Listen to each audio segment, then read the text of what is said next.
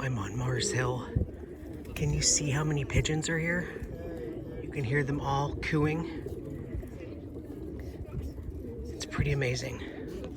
This place here, this hill, is where the Apostle Paul preached while he was in Athens, according to the book of Acts. What used to be here was schools of thought, philosophy, as well as courts for both civic things and religious things. And Paul came and argued here on this hill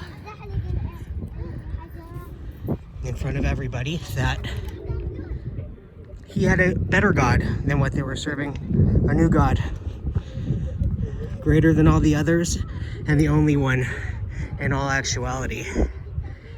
He mentioned that they had a shrine around here for a tomb of an unknown God. And people would come to this tomb of the unknown God and they would make sacrifices. And they would hope that whoever this unknown God was would show them favor. So Paul came and he argued that that unknown God was Jesus Christ.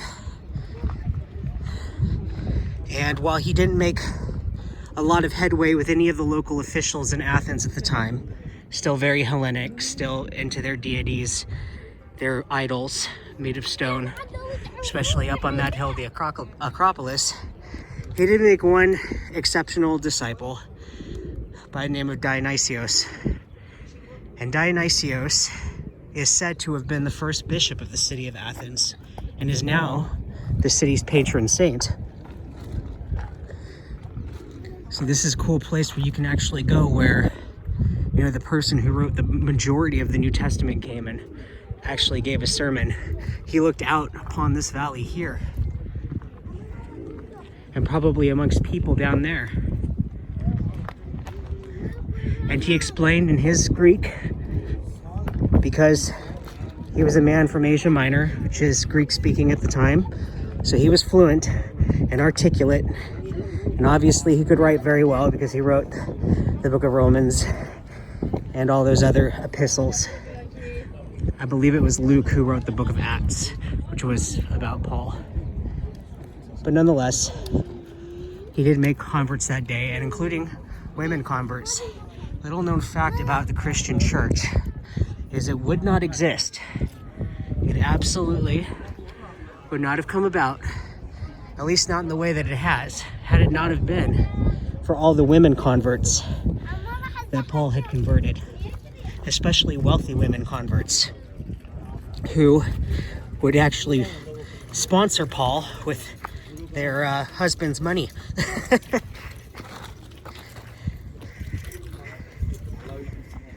Wouldn't it be cool if one day, while they're digging up here, as they continue all the excavations very, very carefully, over and over again, getting deeper and deeper into the ground, wouldn't it be cool if they found that monument to the unknown God, the very one that Paul came here to preach about and to convert the Athenians?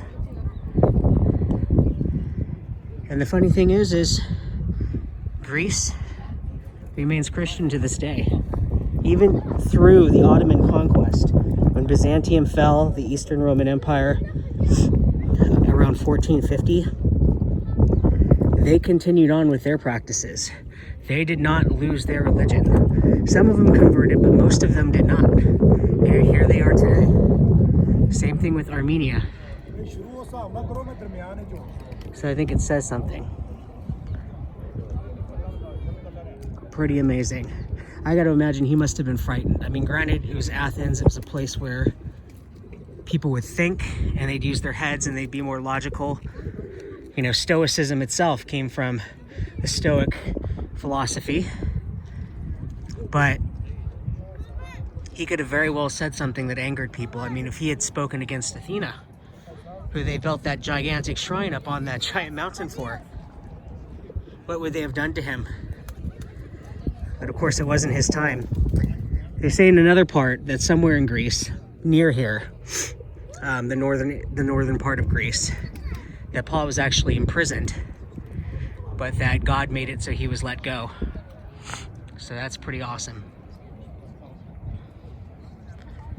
As you can see, everybody is coming out here to just sort of enjoy the view and to ponder and to meditate here in Athens. And now I'm going to take some time to do that myself after a long day and just think.